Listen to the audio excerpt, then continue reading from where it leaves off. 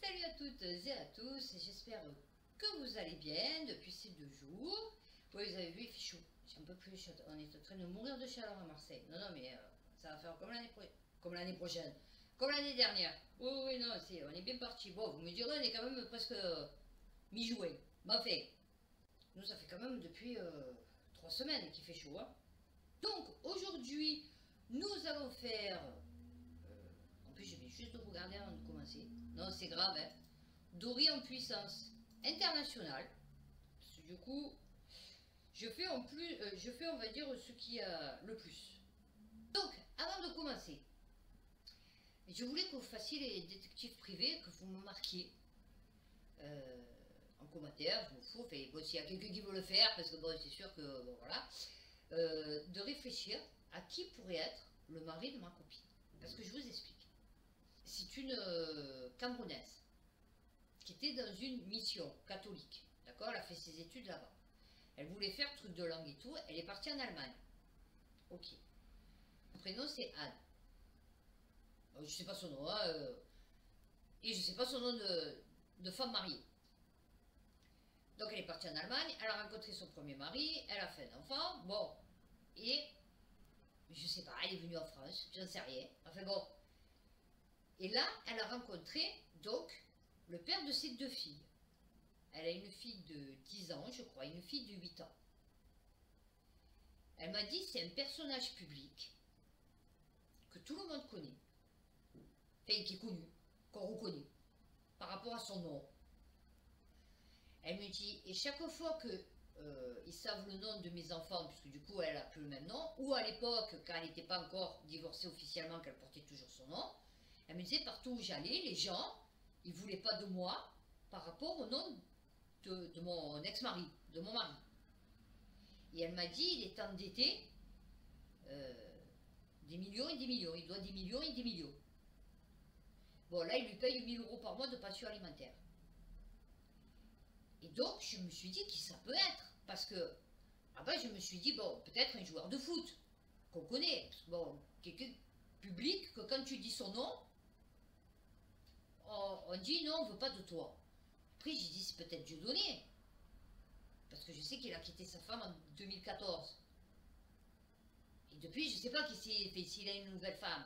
Parce que, bon, à part lui, que Mbala Bala, on connaît. Enfin, je veux dire, tu vois, qui ça pourrait être. Parce que j'ai demandé, j'ai dit, mais il est de Marseille. Elle m'a dit non, il n'est pas de Marseille.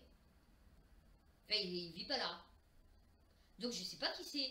Donc, si vous pouvez, si vous avez une idée, parce que, bon, à la base, à mon fils, j'ai dit qu'il doit... Bon, après, tu peux gagner le SMIC et être endetté à des millions et des millions. Mais pour que quand tu donnes ton nom, on dit non, on ne veut pas de toi. Et genre, tu vas poser des problèmes, ou on ne veut pas des problèmes avec ton mari, ou je ne sais rien. Et c'est un black, son mari. Et je veux dire, vous voyez, c'est pas un blanc. Donc voilà. Donc, si vous savez qui c'est, si vous avez une idée, des suggestions à me passer, ça serait sympathique. Parce que du coup, je me dis, ouais, joueur de foot, mais ouais, mais bon, pourquoi on voudrait pas faire justement ici, en France surtout le foot, fait bon, je veux dire, à part si tu as tué quelqu'un ou violé quelqu'un, sinon bon, ils en ont rien à foutre les gens, quoi, tu vois. Et même encore quand tu violes quelqu'un, ils en ont rien à foutre, donc bon. Donc voilà, si vous voulez, voilà. Donc aujourd'hui, ce sera mon petit, mon petit truc. Si vous pouvez me dire qui vous passez que cela peut être, qui cela peut être, ça serait sympathique, parce que moi je vois pas, et je ne veux pas lui demander, parce que bon, c'est pas un truc, si elle doit me le dire, elle me le dira. Mais je me pose quand même des questions. Je me dis, c'est bizarre. Bon fait. Donc aujourd'hui, international. L'indépendant. Crise dans le Caucase. L'Arménie prête à reconnaître le Haut-Karabakh comme partie intégrante de l'Azerbaïdjan vers une fin de conflit. Ça va être compliqué. Ah ouais, non, ça va être compliqué. Ça, c'est des trucs... Oh, ça sortira pas. Hein. Fait, je veux dire, il y a trop de... En fait, ils ont fait des frontières, mais sans demander l'avis aux gens. Non, mais c'est un truc de fou. Ouais, ils se sont partagés le monde. Ouais, ben là, on va couper en 2. Ouais, mais tu sais que là, en fait, c'est la même famille. Ouais, mais c'est pas grave. Ouais, non, parce que là, il y a la colline. Non, non, je vous jure. Parce que là, il y a la colline. Donc, ça fait, tu vois, ça fait une frontière naturelle, tu vois. Oui, d'accord. Mais dans cette colline que tu vas couper en 2, il y a une même ethnie, tu vois. Il y a un même groupe, une communauté, tu vois. Non, non, rien à foutre. Ah ouais, non, non, rien à foutre. L'Arménie est prête à reconnaître l'enclave du Haut-Karabakh comme faisant partie de l'Azerbaïdjan si Bakou garantit la sécurité de sa population d'origine arménienne. Aïe, ouais, ça va être compliqué. Reconnu internationalement comme une... Oui, non, mais on s'en fout. Ouais, non, mais après, tu peux reconnaître internationalement. Mais eux, je pense qu'ils en ont rien à foutre. Ouais. Depuis la fin du conflit de 2020, au terme duquel l'Azerbaïdjan a repris de larges pans du territoire dans le Haut-Karabakh, les tensions ressurgissent. 86 600 km² du territoire de l'Azerbaïdjan comprennent le Haut-Karabakh. Si nous nous comprenons bien, l'Arménie reconnaît l'intégralité territoriale de l'Azerbaïdjan dans les limites indiquées et Bakou l'intégrité territoriale de l'Arménie sur presque 30 000 km². Selon Ostorozno Novosti Nicole Pachignan, je crois que c'est plusieurs personnes. Et ouais, il y a des virgules entre, mais j'ai pas compris qui c'est eux. C'est Dipré. C'est Dipré. A accepté les frontières internationales. J'ai pas compris. Reconnu de l'Azerbaïdjan si les droits des Arméniens du Haut-Karabakh étaient garantis. Je crois que ça va durer encore longtemps. Ben ouais, depuis 88. Et ouais, donc du coup, ouais, je crois que on n'est pas parti là. Technoscience.net. Bon, je l'ai mis là-dedans parce que ça parle des États-Unis, mais surprenante révélation sur l'espérance de vie aux États-Unis. L'état de santé aux États-Unis soulève des questions inquiétantes. Les Américains sont plus malades, ont un accès réduit aux soins de santé et dépensent plus pour ces services que les citoyens d'autres pays développés. Et ouais, c'est ce qu'ils veulent nous faire, à l'américaine. Eh ouais, c'est ça. En conséquence, ils meurent plus tôt. Eh oui, ah c'est con. Eh ouais. Eh oui, parce que là, il nous faut un caca nerveux sur l'espérance de vie. Mais vous savez que les gens comme nous, à partir des années 70, 80, 90, 2000, 2010, 2020, on va pas vivre jusqu'à 95 ans. Non, non, je vous explique. Moi, je sais comment moi, je passe. Bon, oui, allez, 70 max. Mais vraiment max, max, max. Tu vois, en n'ayant aucun problème de santé et tout, tu vois. Et comme mon corps, stop. 70. Et il y en a plein, ils sont déjà morts. Enfin, je veux dire, vous voyez, de mon époque, de drogue, de sida, accidents de voiture, plein, moto, scooter, ce que les boomers n'avaient pas à l'époque. Puisque, bon, à part des vélos, vous voyez, le cheval. Donc, du coup, ouais, ou le. Ils n'avaient pas tout ce qu'on avait nous, vous voyez. Déjà, la voiture, moi, ma mère, elle a eu la Diane. Et mon père, il a eu la première voiture, vous savez, noire, avec les grosses roues, là, comme dans les films aux États-Unis, là. Directeur émérite du centre de santé sur le Commonwealth. Alors, conteste les hypothèses de précédentes études. Ces dernières comparaient les États-Unis à un groupe limité de pays pairs à revenus élevés et situaient le point d'inflexion du déclin de l'espérance de vie américaine aux alentours des années 80 ou 90. Or, la nouvelle analyse de Wolf indique que la mortalité prématurée aux États-Unis est un problème de santé publique plus important et ancien qu'on ne le croyait. Ben, surtout avec la crise des opioïdes, c'est compliqué. En étudiant les données de l'ONU, de la Human Mortality Database et de la US Mortality Database, je vais la faire indienne. Wolf a constaté qu'à partir de 1950, la progression de l'espérance de vie aux États-Unis a commencé à ralentir.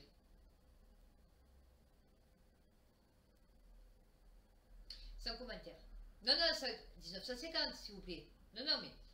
Et on est en 2023, il nous explique toujours que l'espérance de vie est toujours au top, elle augmente. Non, non, mais... Le pays passé de 8e au 29e rang en 68 et jusqu'à la 46e place en 2020. Ah ouais. Il est essentiel de noter que des pays de toute région du monde ont surpassé les États-Unis en matière d'espérance de vie. À un moment donné, entre 1933 et 2021. Parmi eux, 17 pays ont surpassé les États-Unis pendant plus de 50 ans. Avant 1950. Et oui, parce que les États-Unis sont toujours en avance de 30 ans, tu vois, sur nous. Ces pays étaient principalement situés en Europe du Nord et de l'Ouest, mais à partir des années 50 et 60, plusieurs pays d'Europe, du Sud et de l'Est, ainsi que d'Asie, ont également surpassé les États-Unis. L'étude de Wolf montre également de grandes disparités entre les États américains. Et je me doute que Louisiane, machin et tout, ça doit être un peu moins. Enfin, l'espérance de vie est sûrement plus basse que par exemple Floride, côte ouest, tu vois. Après, c'est une supposition, hein. Je ne suis qu'une blonde sur YouTube. Mais je suis pas blonde, hein. Non, ça se voit que je suis pas blonde. Vous l'avez vu que je suis pas blonde. Moi, j'ai les cheveux blancs. Et vous savez que Là, j'ai une mèche noire. Non, non, mais c'est un truc, enfin, noir, plus foncé. Et en fait, figurez-vous que ma grand-mère, elle avait une tache de veine, vous savez, et elle avait une mèche noire. Donc, elle avait les cheveux tout blancs avec une mèche noire. On aurait dit un peu Cruella, vous voyez. Et ouais, je sais, comparaison, bon, fait, mais là, c'était une bonne comparaison. Donc, elle avait une mèche noire. Et un jour, je vous parle de ça il y a une dizaine d'années, je me lave les cheveux et tout, je m'approche, je me regarde ma belle figure. Et je fais, mais qu'est-ce que j'ai sur le front? Et je vois que j'ai, vous savez, une différence de couleur. Beige, plutôt tendance blanc, et bien un peu rosé. J'hallucine. Et en fait, j'ai la tache de veine de ma grand-mère qui est sortie plus tard. Mais quand je dis Cruella, c'était parce que, oui, effectivement, elle n'était pas sympathique. Après, moi, elle m'a jamais fait la misère. Enfin, je me rappelle pas trop qu'elle m'ait fait la misère. Mais bon, je sais que ma mère, elle aimait pas trop. Et inversement proportionnel. Donc, c'était compliqué. Vous voyez, après le rapport moi et ma mère, vous voyez, parce qu'il y avait une projection. Enfin, bon. Enquête, soumise et obéissante, incapable de laisser une poussière. Aux Philippines, le business peu reluisant des agences de domestiques. Non, c'est bien. Libération.fr. Chaque année, plus d'1 million de Philippins vont gonfler avec leur pub. Majoritairement des femmes quittent leur pays touché par la crise pour travailler à l'étranger, des départs favorisés par les agences de recrutement locales où l'IB s'est rendu, qui les forment à être de parfaites servantes auprès de riches familles souvent abusives. L'esclavage, c'est-à-dire que tu vas délibérément, c'est plus comme avant quand ils arrivaient chez toi et qu'ils te prenaient, tu vois, et qui t'embarquaient sur des bateaux et tout, au diable à l'avarice, tu vois. Non, là, le part est délibérément, elles vont là-bas parce qu'elles n'ont pas le choix, en fait. Donc, elles sont mieux en esclave là-bas, fait ici, qu'en esclave chez eux. Fait que libre chez eux. Non, mais, vous voyez, il sera une domestique pour le neveu du roi. Un prestige qui la terrorise. J'ai une amie là-bas qui m'a dit qu'ils étaient sympas. Ouais, ils te fouettent pas. Ouais, non, ils t'enchaînent pas. Ça va, ouais, non, t'es pas enchaîné. Quand tu fais une bêtise, t'es pas enchaîné. Ça va, mais fais bon. Tente de se rassurer la trentenaire. Ah oui, non, mais renseigne-toi, rassure-toi. Un soir, le nez devant les factures impayées, elle et son mari ont pris cette décision. Ah oui. Ben, normalement, alors, bon, peut-être le mari travaille. Ouais, peut-être le mari travaille. Ouais, mais alors qui c'est qui s'occupe des gosses? Ah, peut-être la grand-mère. Ouais, non, parce qu'ils sont très familiaux. Non, parce que du coup, je me dis, est-ce que le mari reste à la maison, un peu comme chez nous, et que c'est la femme qui va travailler? Non, je pose la question. Parce que du coup, là, elle est quand même partie loin de son pays, alors que son mari reste auprès de ses enfants. C'est un peu bizarre, ça, tu vois. Bon, peut-être qu'elle n'a pas la possibilité de quitter son mari. C'est comme moi j'ai fait, tu vois. Voilà. Parce que bon, à la limite, il fallait que je travaille pour le nourrir. Donc, courrier international, emploi, confronté au chômage de masse, les jeunes chinois embrassent la gig économie. Le marché du travail est particulièrement rude en Chine. De partout, mon chéri. Taux de chômage de 20%. Ouh. Ah oui, effectivement. Qui est beaucoup, beaucoup. De nombreux jeunes diplômés se tournent vers le travail précaire et ce qu'on appelle les nouveaux types d'emplois. La livraison, la restauration, le transport en VTC. Eh bien, pour une fois, on était en avance. Tu vois, là, on a eu la première place. Bon, il y avait les États-Unis, mais nous, on était en deuxième. Eh oui, non, nous, on était en deuxième. Tu vois? Ah, ils n'étaient pas d'accord. Eh ouais, non, d'accord. Moi, je croyais que... D'accord, ok. Pour la première fois en Chine, le taux de chômage des jeunes de 16 à 24 ans a franchi le seuil des 20%. Oh, vous rendez compte? Ouais, mais ils sont 20 millions. Non, plus, eh oui, je sais. En même temps, un autre record est sur le point d'être enregistré, le nombre de nouveaux diplômés. Certains abandonnent les carrières intellectuelles. Eh oui, ils vont faire que des abrutis congénitaux. Alors eux, ils ont une façon de faire, on a une autre façon de faire, mais c'est pareil. La finalité sera la même. C'est-à-dire des jeunes qui sont incapables de réfléchir, de prendre des décisions, de se dire ça c'est bien, ça c'est pas bien. Ça, oui, on nous interdit, mais on ne sait pas pourquoi. Donc peut-être qu'il s'agirait peut-être un peu de se rebeller, parce que du coup, ouais, non, pas du tout. Observealgérie.com. Réseau démantelé en Algérie, 135 kg d'or, 180 kg d'argent et de grandes sommes en devises récupérées. Le service central de lutte contre le crime organisé, SCLCO, a eux aussi, d'accord, relevant de la Direction générale de la Sûreté nationale, DGSN, a réussi à démanteler cette semaine un important réseau de trafiquants composé d'au moins 25 personnes. Le réseau était spécialisé dans le trafic des métaux précieux, selon un communiqué rendu public ce mercredi 17 mai par la DGSN. En effet, le réseau agissait dans différents wilayas d'Algérie, en l'occurrence Alger, Batna, Biskra et Constantine. La DGSN affirme dans son communiqué que 25 membres de ce réseau criminel ont été interpellés, dont 2 femmes. Le chef du réseau n'est autre qu'un homme âgé, de 59 ans qui dirige une entreprise ayant un registre de commerce. Ben ouais, et donc grâce à des facilitations légales, notamment en matière de change et de mouvement de capitaux, le principal accusé de ce trafic effectue des opérations d'importation de métaux précieux, particulièrement l'or, en utilisant son registre du commerce. L'or importé sera ensuite écoulé sur le marché noir, selon un mode opératoire bien huilé. C'est ce qui a permis aux membres de ce réseau criminel d'effectuer des opérations bancaires avec un montant total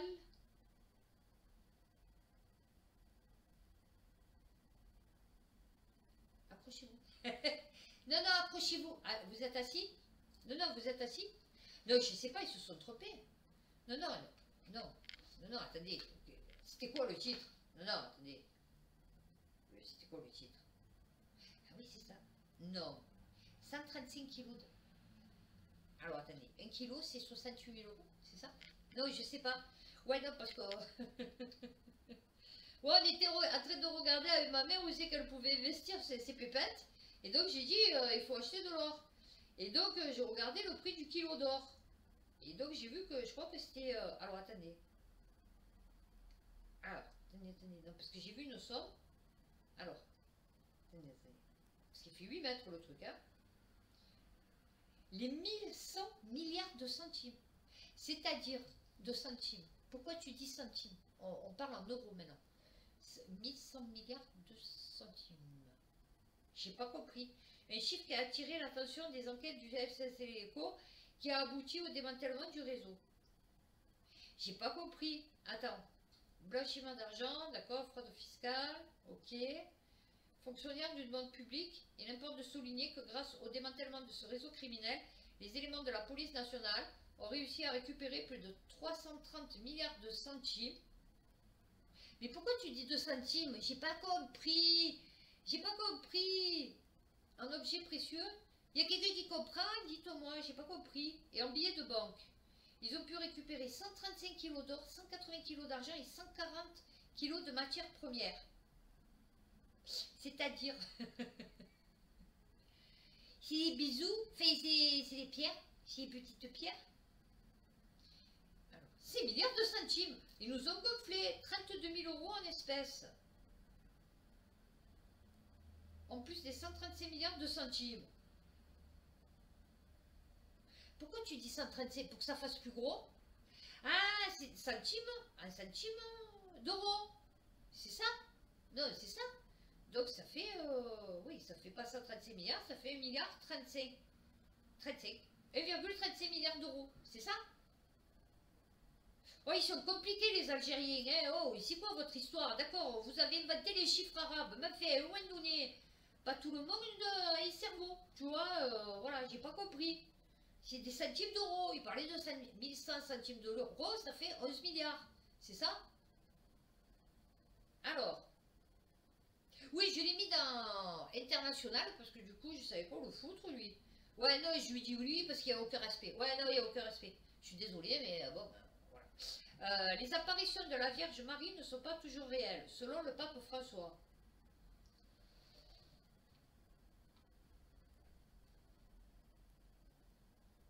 Je réfléchis. Les apparitions ne sont pas toujours réelles. C'est des apparitions. C'est genre un esprit. Donc déjà, ça peut pas être réel, tu vois. Et après, toi, tu vas avoir une apparition alors que celui à côté de toi va pas la voir. C'est propre à la personne. Donc effectivement, une apparition n'est pas réelle. Enfin, tu peux pas apparaître physiquement. Tu vois? As-tu compris?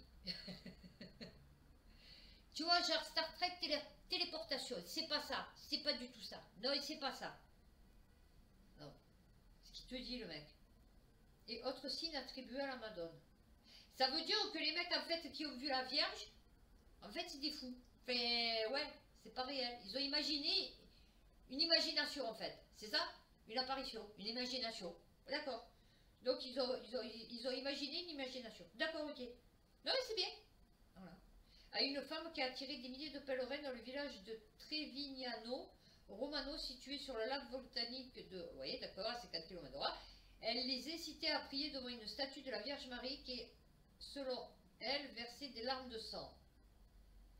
Bon, on s'en fout, c'est la croyance qui est importante.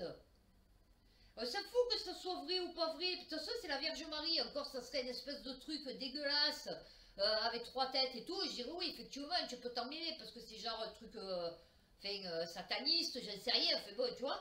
Mais là, c'est la Vierge Marie. On s'en fout que c'est la croyance. Tu vois, les gens, grâce à la croyance, c'est pour ça que du coup, notre civilisation, elle est perdue.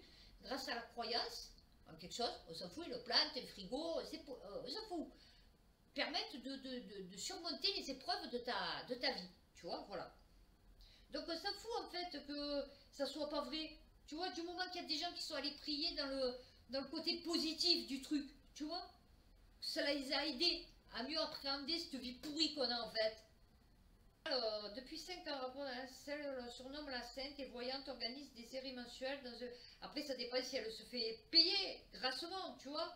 Mais si elle se fait pas payer, on s'en fout. Les taches de sang provenaient d'un cochon.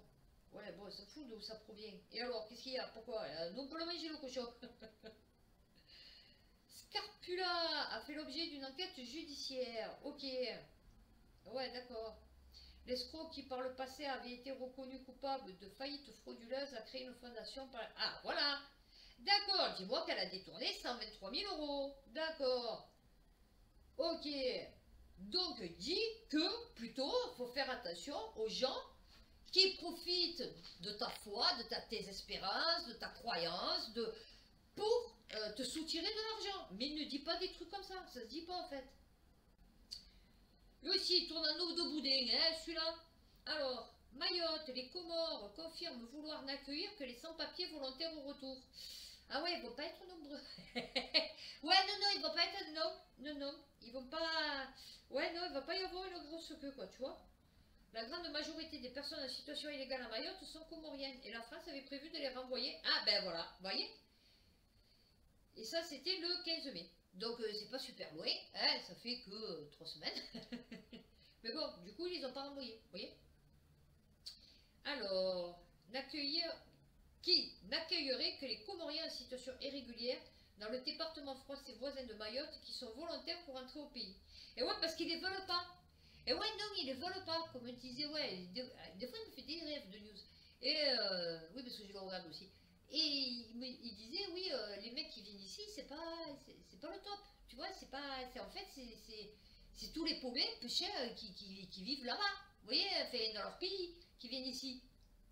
Parce que ceux qui sont bien dans leur pays, enfin, ceux qui sont bien dans leur pays, façon de parler, mais oui, ceux qui sont bien dans leur pays, restent dans leur pays, tu vois. Ceux qui ont une vie à peu près, on va dire, stable. Bon. Et ouais, donc, relation tendue. Ah ouais, très tendue. Wambouchou. Eh ben là, il y est. La grande majorité de ces sans-papiers sont comoriens. Eh ouais, 70 km à vol d'oiseau. Eh oui. Eh oui, parce que de île à île, tu peux faire qu'un vol d'oiseau. Eh ouais, il n'y a pas de... Tu vois, il n'y a pas de virage. Eh ouais, non. Mais Moroni, se disant dans l'incapacité d'absorber un afflux de migrants... Non, c'est-à-dire que... Je t'explique. C'est une question de comptabilité. Imagine dans ton pays, tu as 500 000 habitants. Ah, parce que c'est une petite île, d'accord? Donc tu as 500 000 habitants. Il a part 50 000.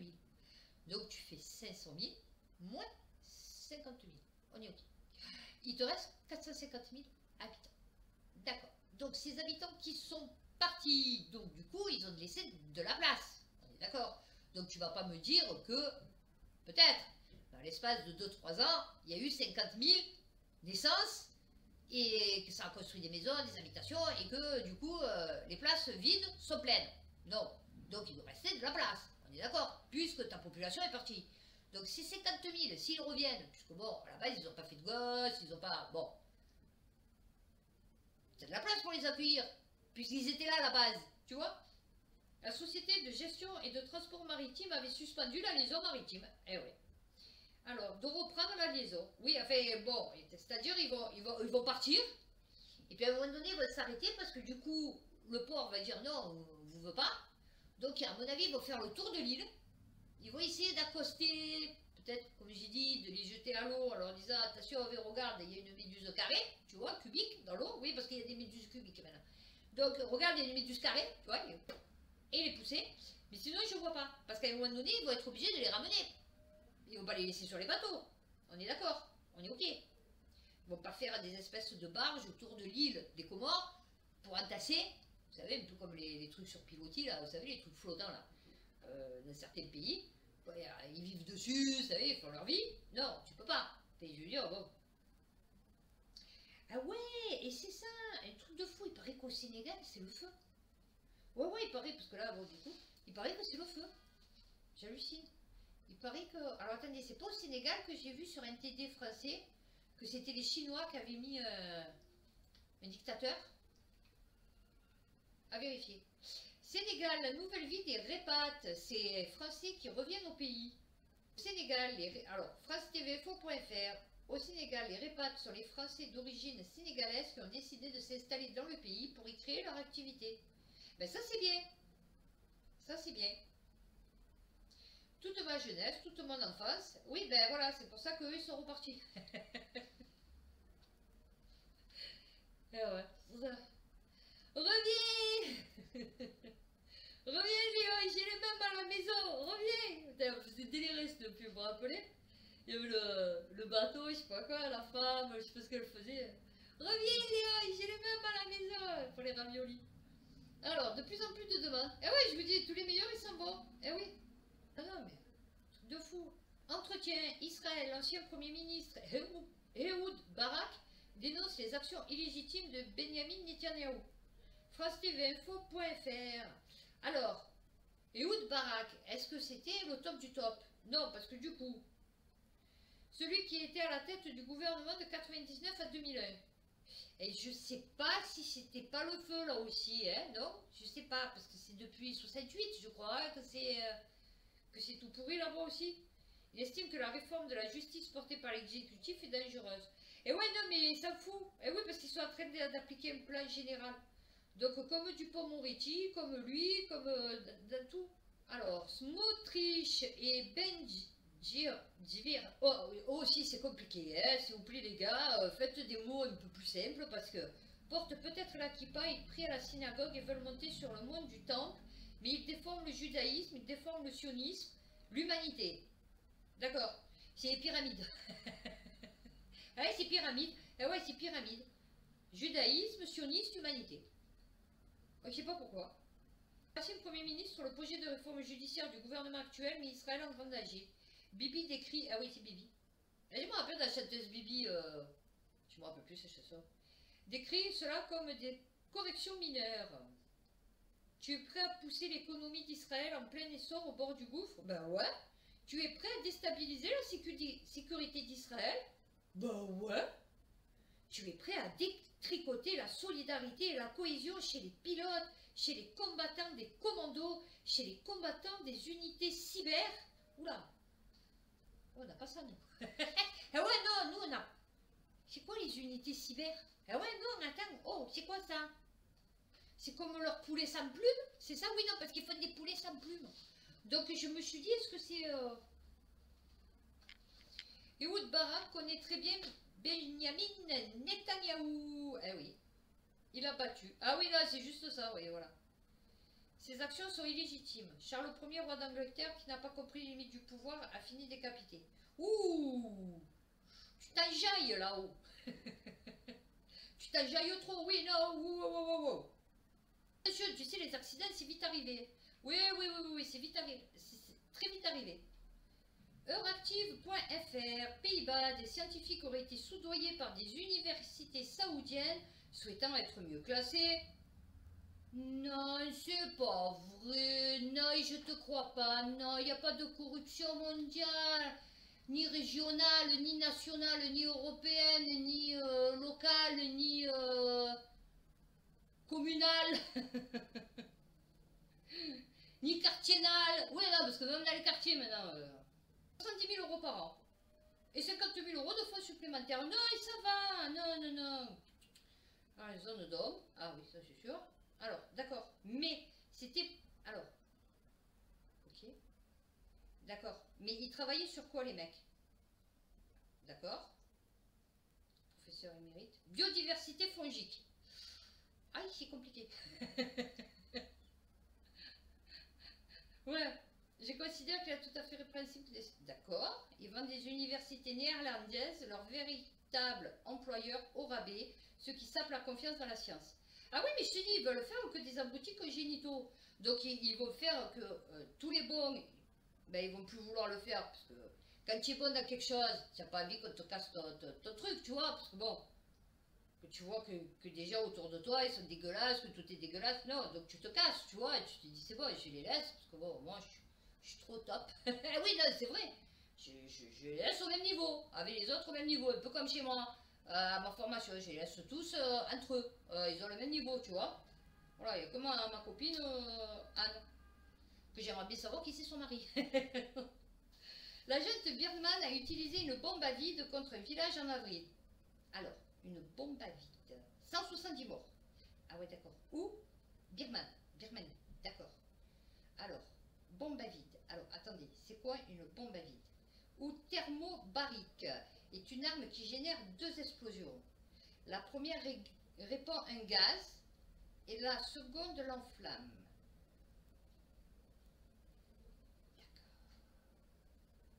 Ouais, en fait, c'est une bombe barbecue.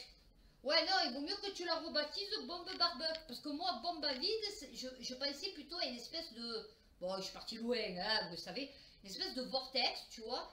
Un peu comme dans les films, qui t'aspire. Tu sais le truc, genre de trou noir, tu vois, qui t'aspire tout. Tu vois, à vide. Tu vois, c'est tu vois, comme le Tesseract. Tu as vu quand... Tu vois, il aspire tout là. D'accord. Ah ouais, c'est chaud quand même. Non, et alors, d'accord, créant une grosse boule de feu qui aspire tout l'oxygène. Ouais, mais je pense alors que si toi, en tant qu'être humain, tu te retrouves là à ce moment-là, je pense que tu vas plus mourir peut-être brûlé que du manque d'oxygène, tu vois, parce que du coup, oui, alors sûrement parce que du coup, que tu auras plus de poumons, tu pourras plus respirer, donc tu pourras plus respirer de l'oxygène, mais je veux dire, bon, tu vois, son explosion a causé des pertes civiles disproportionnées. Crime de guerre. Oui, d'accord, mais il a fait ça pourquoi? Alors, rassemblement d'opposants armés. Ah ouais, non, ma fille, bon, après tu peux utiliser aussi la nucléaire, tu vois. Mais bon, ça va, quand même, il faut pas déconner. Ouais, tu allais un peu dans l'exagération, je trouve. Un tout petit peu. Ouais, non, quand même.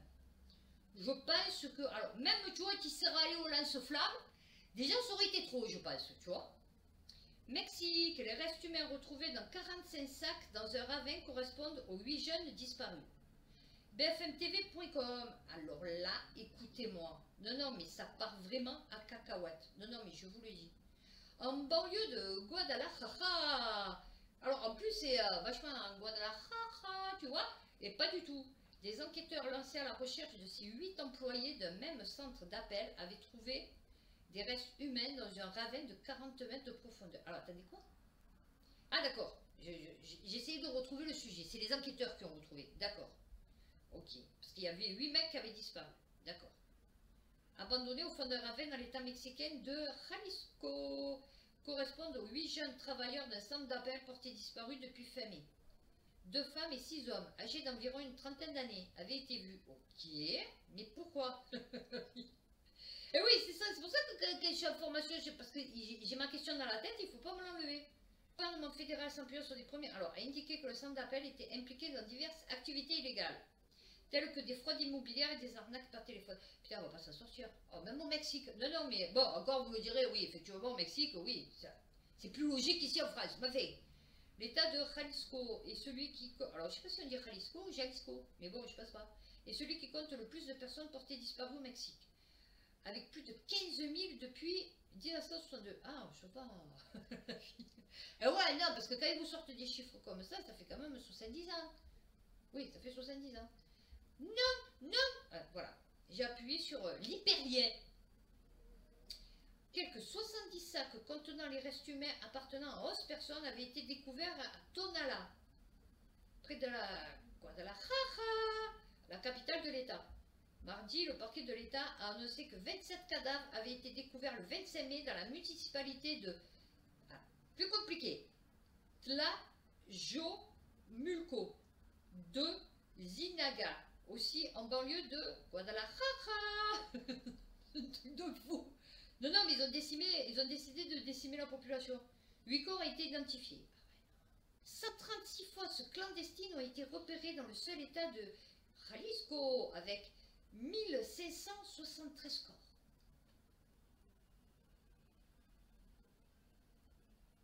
Des fois, tu te dis, ouais, alors tu comprends pourquoi les mecs, quand ils vont habiter au Mexique, tu vois, les trafiquants, enfin bon, pas que les trafiquants, mais bon, même, ils ont des villas, c'est super sécurisé. Ouais, je comprends. Ah oui, non, je comprends. 100 000 disparitions, 340 000 meurtres. C'est chaud en vérité. Au Royaume-Uni, la barge qui va accueillir des centaines de migrants est arrivée. Qu'est-ce que je vous avais dit? Qu'est-ce que je viens de vous dire pour Mayotte?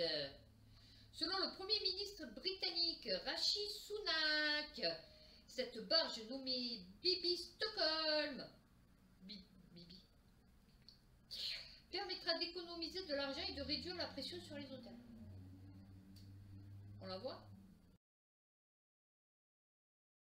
On dirait des... comme dans les films d'anticipation, vous savez. Bon là ils mettent les migrants, mais après ils vont vous mettre à vous. Ouais, après ils vont s'en servir. Une fois que les migrants ils seront habités dans des maisons, ils mettront les prisonniers. Parce que du coup, un peu comme ils ont fait ici, ils ont construit les cités pour les pieds noirs. Une fois que les pieds noirs ils ont fait construire leur belle villa et tout, là-bas, je me demande c'est je sais pas où là, je ne sais rien. Et ben on a mis les immigrés, tu vois, dedans. Ben là ça va être le contraire. Alors, l'arsenal controversé du Royaume-Uni. Et vous verrez qu'ils vont faire pareil ici. 500 demandeurs d'asile. D'accord. Devrait être opérationnel à partir de cet été. La barge pourra héberger environ 500 hommes pendant que leur demande d'asile est examinée. Installation basique et fonctionnelle. Ah ouais, trou pour faire pipi, caca, un tuyau pour se laver. Bon, quand même, une espèce de petit matelas inifugé. Nanoparticulé, ouais, parce que du coup, comme ça, il est plus résistant, tu vois, pour se servir. Fait, tu n'as pas besoin de le laver et tout, fait bon, tu vois. Dans le sillage de sa promesse d'arrêter les bateaux, utilisés chaque année par des dizaines de milliers de migrants pour effectuer la tête. D'accord, inventer une solution pour économiser de l'argent et réduire la pression sur les hôtels. D'accord. Cette solution a été utilisée aux Pays-Bas, mais aussi en Écosse pour accueillir les réfugiés ukrainiens. Ah, j'étais pas au courant. Vous voyez comme quoi il se passe des trucs dans les pays. Les associations en colère. Eh ben, c'est-à-dire il faut mieux pas qu'il y ait une grosse tempête. Il vaut mieux qu'elle soit bien stable, tu vois, parce que là, du coup, c'est 500 personnes livrées. Alors là, c'est pire qu'un bateau, tu vois, c'est une espèce de truc de croisière, tu vois. Et ouais, ça fera... Ouais, non, c'est... ouais, ok. Ouais, non, ça va. Ok. Alors, ben voilà, la question fondamentale. Pourquoi les Turcs résidant en Allemagne et en France votent massivement Erdogan? Le Figaro.fr. Eh bien, parce qu'il paraît qu'Erdogan, il a fait beaucoup pour son pays. C'est où que j'ai entendu parler de ça? Ah, très bon truc géopolitique profonde sur la Lune. Ah oui, sur le voyage sur la Lune. Eh oui. Eh oui, oui, je me suis régalée. Non, c'est bien parce que lui, il reprend... Alors, Mike Borowski, je l'ai connu, moi, au temps de Meta TV, pour ceux qui connaîtraient, qui étaient déjà là à l'époque. Meta TV, c'était une espèce de plat qui ressemblait à Pascal Légitimus. Et en fait, il invitait des gens autant très sérieux, et autant des mecs comme Conversano, ou des trucs comme ça, vous voyez. Et il venait expliquer leurs idées, leurs trucs. Et lui, en fait, à l'époque, il était à fond extrême droite. Vous voyez, limite, à l'époque, il aurait été zémourien. Vous voyez. Et maintenant, ça me fait rire parce que, bon, après, voilà, après on peut changer, hein, on n'est pas obligé de rester en compte toute sa vie, tu vois. Et là, maintenant, il fait le mec un peu plus tolérant, tu vois. Donc, bon, après, ça me dérange pas, hein, mais je veux dire, c'est rigolo de voir, vous voyez, l'évolution. Bon, évolution en mieux, du coup, tant mieux. Mais je veux dire, comme quoi, vous voyez, les gens, on peut évoluer, on peut changer, et il y en a, ils restent toujours pareil. Et donc du coup, il fait des trucs un peu comme Meta TV. Et c'est bien que... voilà, c'est bien, c'est intéressant. Donc voilà. Et je sais pas d'où j'ai entendu que... Ah non, je crois, oui, non, pas du tout, c'est sur Saïm Laibi. Alors je sais pas si sur YouTube, en tout cas sur Odyssée, il a reçu un mec qui vit là-bas, là, je sais pas quoi, et il expliquait qu'en réalité, il a fait plein de trucs pour son pays, le mec. Bon, après, un enculé, ça reste un enculé. En fait, Macron, très gentille personne, au demeurant, la fille, on peut se retrouver en garde à vue, tu as vu. Je l'adore, moi, Macron, c'est vrai que je dors Macron, je bois Macron, je mange Macron. Ouais, non, pas manger, peut-être. Brigitte aussi, hein, d'ailleurs, je l'adore, cette femme, ses cheveux, qu'est-ce que j'aurais aimé avoir ses cheveux. Ah, ouais, ouais, ouais. Malgré que je l'aime trop et tout, il a quand même un petit défaut, c'est de détruire la France. Donc, tu te dis, voilà, le mec, c'est une pourriture, pas Macron, hein, non, non, pas du tout. Et, mais il détruit la France. Lui, non. Lui, il a fait quelque chose pour son pays. Enfin, soi-disant. Donc, oui, bah, après, tu as toujours des gens qui sont contre. Ah oui, c'est logique. Voilà, 80% d'inflation. D'accord. Nous, on pleure avec nos 5%, là, je sais pas combien, mais bon, enfin, nos 10 plutôt, 15, 20, 30. Ouais, quoi que peut-être, t'as 80 aussi. Donc voilà, ben écoutez, j'ai encore beaucoup d'international à faire, mais bon, du coup, voilà, il n'y a plus le temps. Donc, eh bien, écoutez, j'espère que cette vidéo vous aura plu. N'oubliez pas de réfléchir à qui pourrait être le mari de Anne. Et qui est-ce? Tu vois?